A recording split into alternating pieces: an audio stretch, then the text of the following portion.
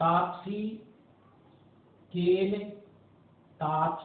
केन पदार्थेन निर्मितं मयूरम आनयति, कि तपस्विनी के द्वारा किस पदार्थ से निर्मित मयूर लाया जाता है या लाने के निर्देश दिए जाते हैं, तो उसमें स्वर्ण निर्मितम कि सोने से निर्मित, ताम्र निर्मितम तांबे से निर्मित, काष्ठ निर्मितम और लकड़ी से निर्मित, लकड़ी का बना हुआ या फिर मृत्तिका निर्मित। इसमें मृत्तिका निर्मित में यहाँ मिट्टी से बना हुआ, तो मिट्टी से बना हुआ और यानी मृत्तिका निर्मितम,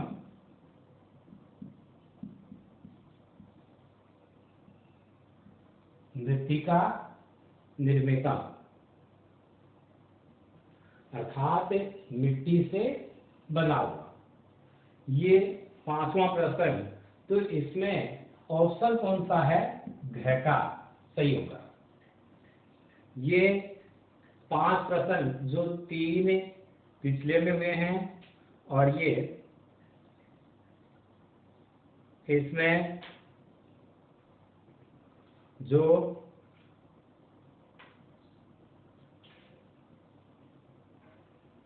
यहाँ पर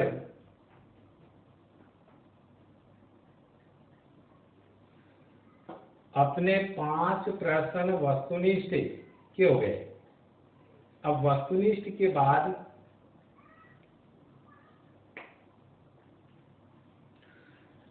लघुत्रात्मक प्रश्नों में, तो लघुत्रात्मक प्रश्न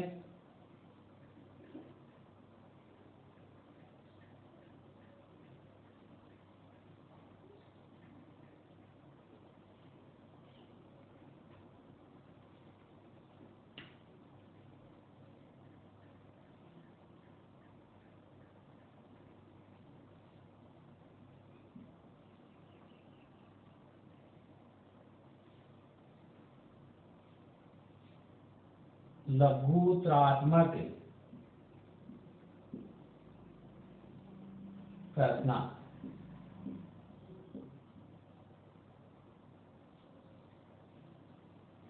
लघुत्रात्मक प्रश्न बालकः कस्य वंशस्य आसीत्।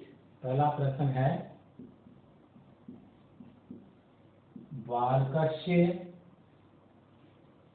बालकस्य या बालकः कस्य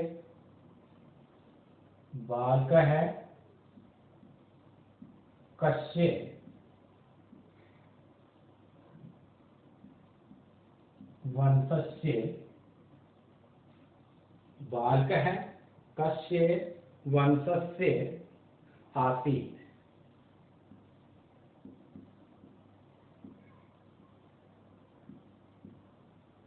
इसका उत्तर लिखते हैं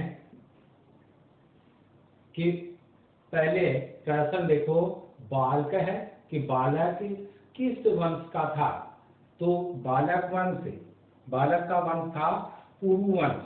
यहाँ कस्य षष्ठी विभक्ति का प्रयोग हुआ है, तो उत्तर में षष्ठी विभक्ति का प्रयोग करेंगे।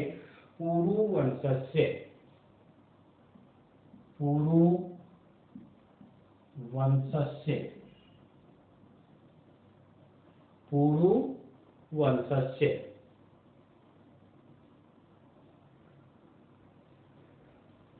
दूसरा प्रश्न,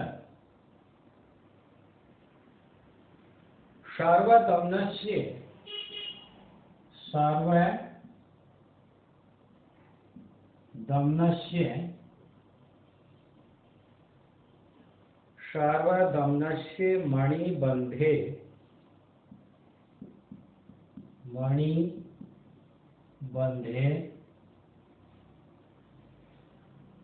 किम आबद्धम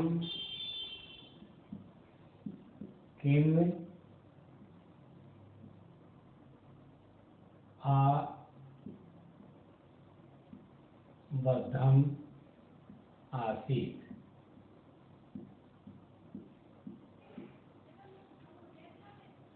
सर्वदमनस्य मणिबद्धे किम आबद्धम आसीत्। तो इसमें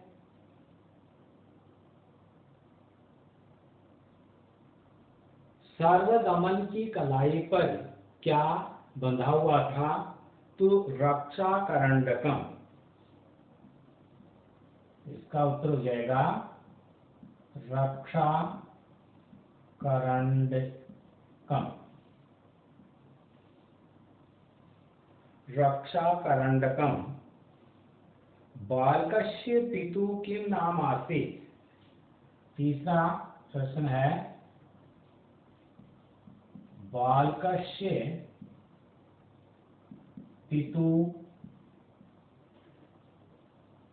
बालकस्य षष्ठी विभक्ति ठीक होगी। तो इसमें बालकस्य पितु में षष्ठी विभक्ति फिर किम नाम आसीत्।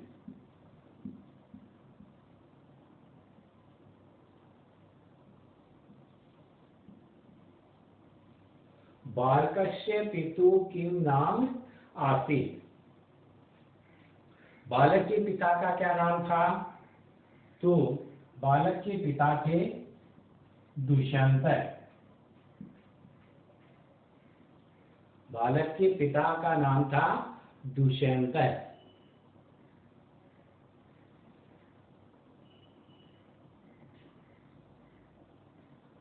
तीसरे नंबर पर ये चौथा प्रश्न है। बालक है सर्वदमन है। बालक है सर्वदमन है। बालक है सर्वदमन है। कस्य सकाशम। कस्य सकाशम। बालक है सर्वदमन है। कस्य सकाशम गंतुम इच्छति। गंतुम इच्छति। बालक है सर्वदमन है। कस्य सकाशम गंतुम इच्छति। तो यहाँ अब इसमें देखिए कस्य सकाशम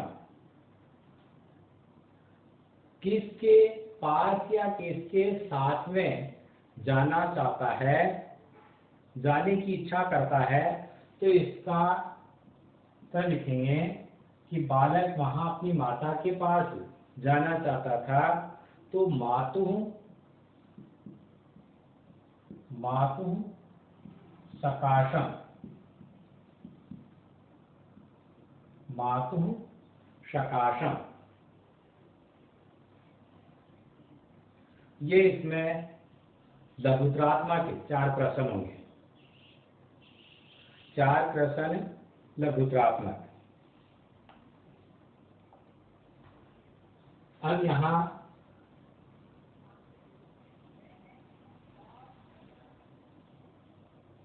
लघुत्रात्मक के बाद निबंधात्मक प्रश्न में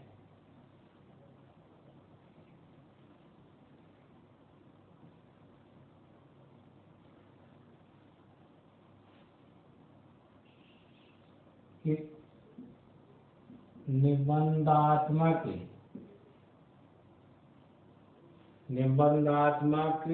प्रश्न।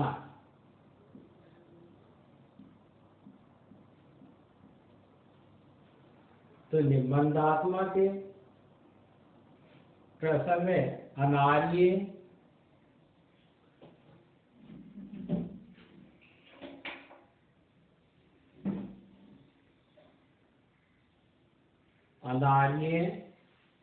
पहले नंबर का प्रश्न है अनार्य परदार व्यवहार है। अनार्य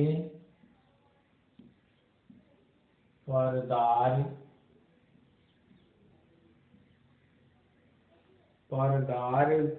व्यवहार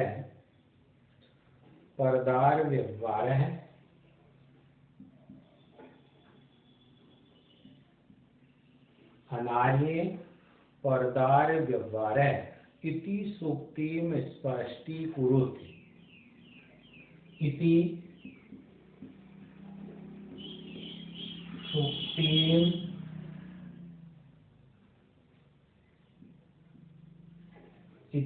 सूक्तिम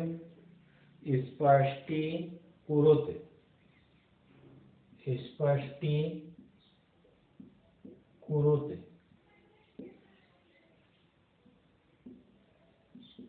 तो लिखेंगे अनार्य परदार व्यवहार। अनार्य परदार व्यवहार कि पराई स्त्री के विषय में चर्चा करना अशिष्टाचार माना जाता है। पराई स्त्री के विषय में चर्चा करना अशिष्टाचार माना जाता है। तो इस सूक्ति को स्पष्ट कीजिए। तो इसमें भारतीय संस्कृतों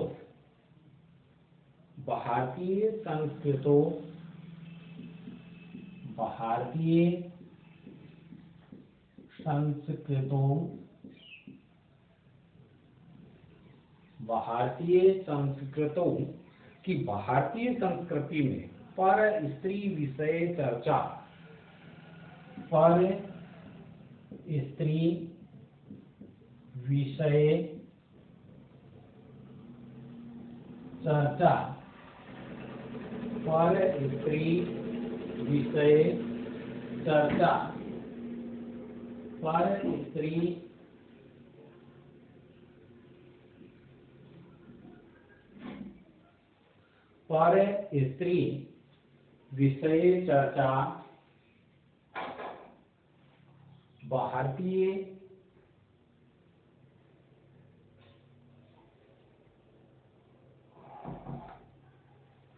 भारतीय संस्कृति में कि भारतीय संस्कृतों पर स्त्री विषय चर्चा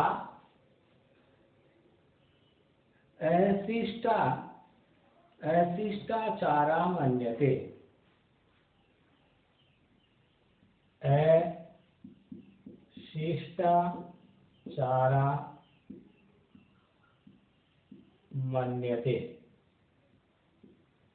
अशिष्टाचारा मन्यते कि भारतीय संस्कृति में पराई स्त्री के विषय में चर्चा करना अशिष्टाचार माना गया है।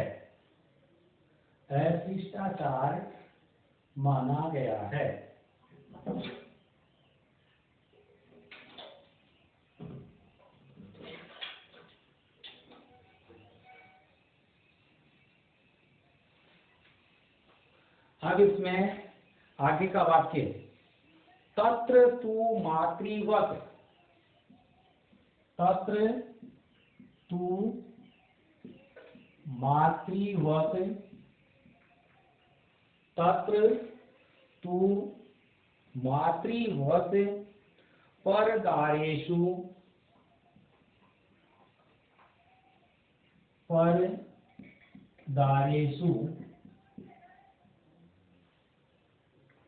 परदारेषु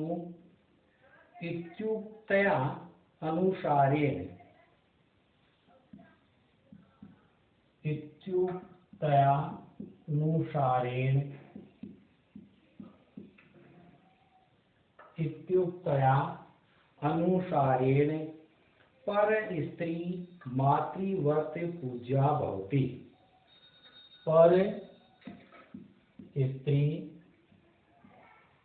मातृव्रत पूज्या अस्ति। मातृव्रत पूज्या अस्ति। अस्मादेव दुष्यन्तः।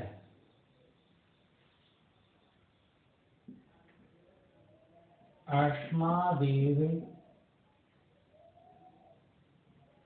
दुष्यन्तः। अस्मादेव दुष्यन्तः सर्वदम्नस्य मातुः। सर्वदम्नस्य मातुः नाम। सर्वदम्नस्य मातुः नाम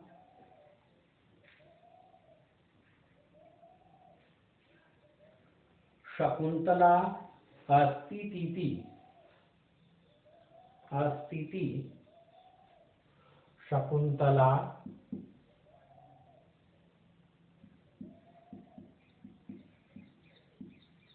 अस्तीति। शकुन्तला अस्तीति।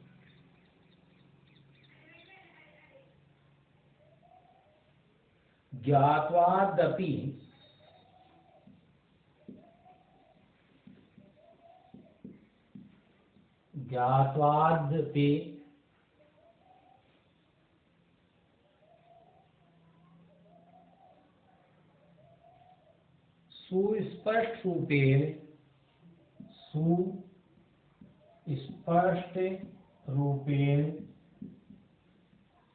सुस्पष्ट रूपेण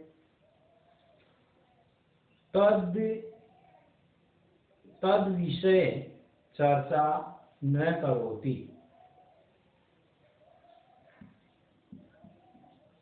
तद विषय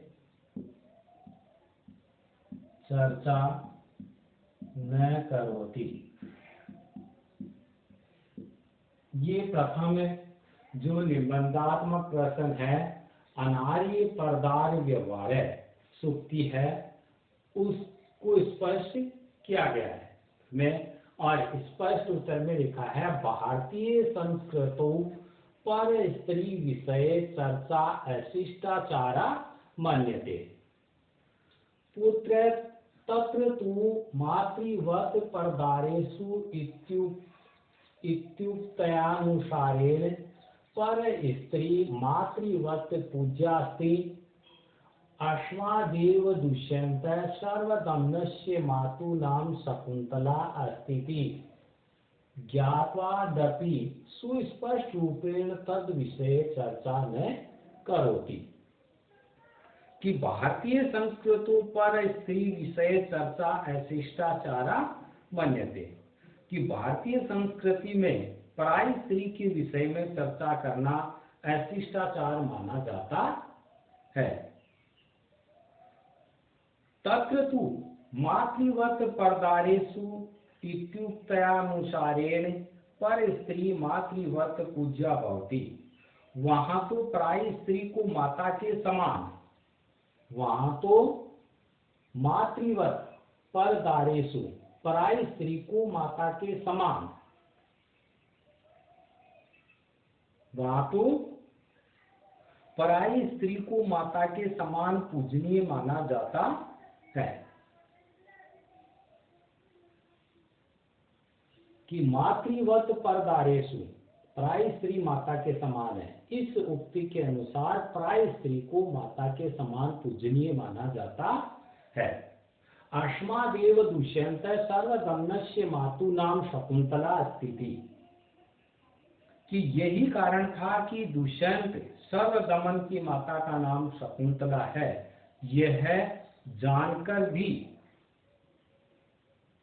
मातु नाम शकुंतला अस्तीति कि सर्वदमन की माता का नाम शकुंतला है, यह ज्ञात्वादपि जानकर भी सुस्पष्ट रूपेण तद विषय की जानकर भी इस सुस्पष्ट रूप से या स्पष्ट रूप से उस विषय पर चर्चा में करोति, चर्चा नहीं करता है। यह है निबंधात्मक पहला प्रश्न। अब निबंधात्मक दूसरा प्रश्न इसमें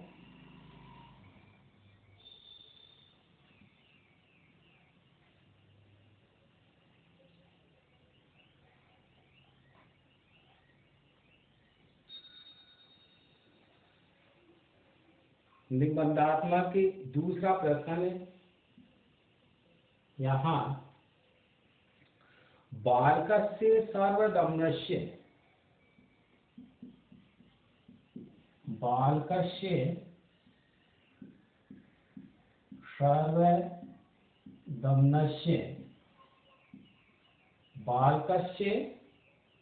सर्वदमनस्य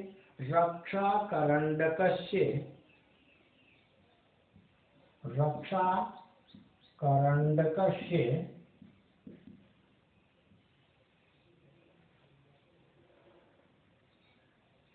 कीदृशी विशेषता आसीत्? कीदृशी विशेषता आसीत्?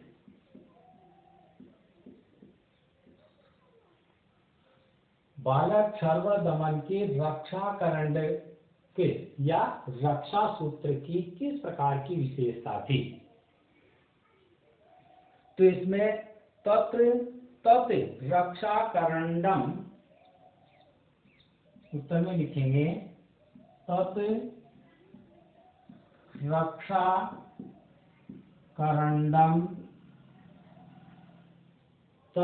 रक्षाकरण्डम दिव्योषधि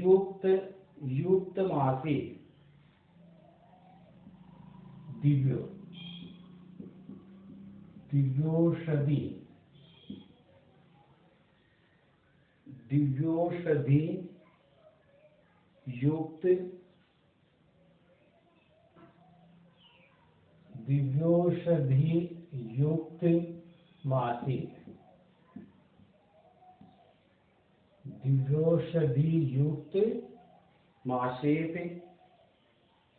ताम माता पित्रावात्मानं। ताम माता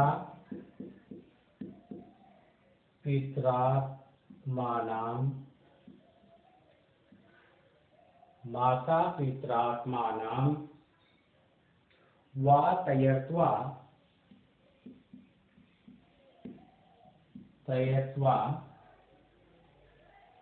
अपरो भूमि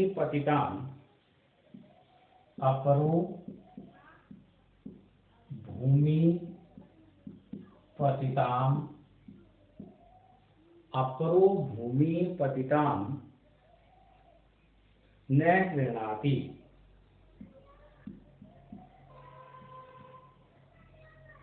गृह्णाति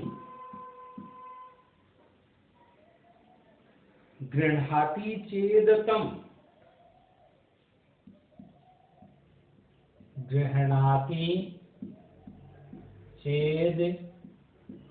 तम। गृह्णाति चेद तम सर्पो भूत्वा दर्शति स्म।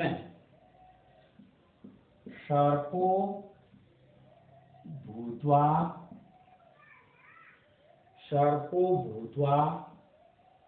दर्शति स्म। ये इसमें दूसरे प्रश्न का आंसर कि वह रक्षा सूत्र तत् वह रक्षाकरण्डम, वह रक्षा सूत्र दिव्योषधि युक्तम आसीत्। दिव्य औषधि युक्त था या दिव्य औषधि से युक्त था। ताम माता पित्रात्मानं वा, कि उस औषधि को, ताम यहाँ ताम उस औषधि नामक रक्षाकरण्डकम के लिए प्रयुक्त हुआ है, तो उस औषधि को माता या एक इसमें तयस्वा अपरो भूमि पतिताम न गृह्णाति, भूमि पतिताम आ गया तो उस औषधि को भूमि पर गिरने पर माता पिता अथवा स्वयं के अतिरिक्त व तयस्वा स्वयं को छोड़कर अपरो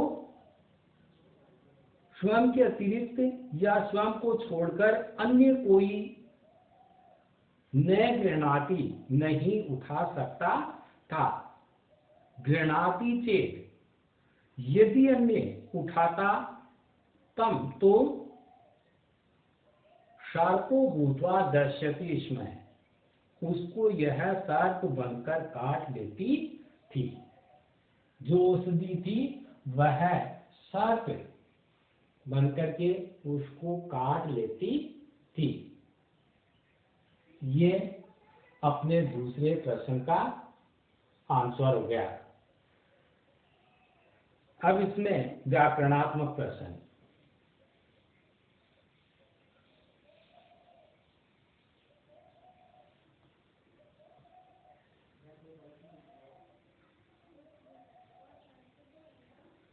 लेकिन व्याकरणात्मक प्रश्नों से पहले गृह कार्य।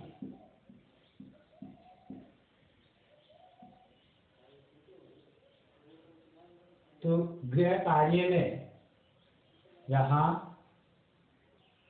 एक तो वस्तुनिष्ठ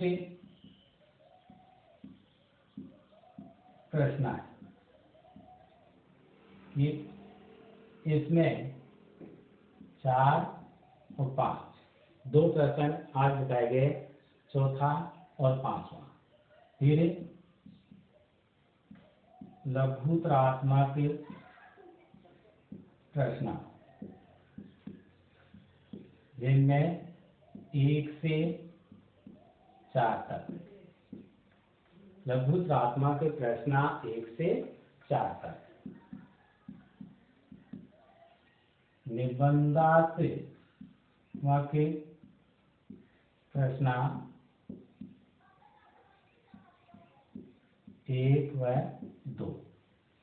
1 व 2 ये गृह कार्य के रूप में करना है।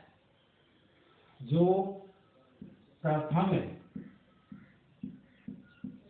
टेस्ट होना है उसका पाठ्यक्रम पाठ 1 व 2, पाठ 1 व 2 और 2 टॉपिक व्याकरण के। व्याकरण में एक तो संधि और दूसरा समास, ये 2 टॉपिक व्याकरण से और 2 चैप्टर अपने बुक से होंगे। ये होगा आपका प्रथम जो टेस्ट होना है उसके लिए पाठ्यक्रम। अब आगे के प्रश्न आगे की वीडियो में पढ़ेंगे। धन्यवाद।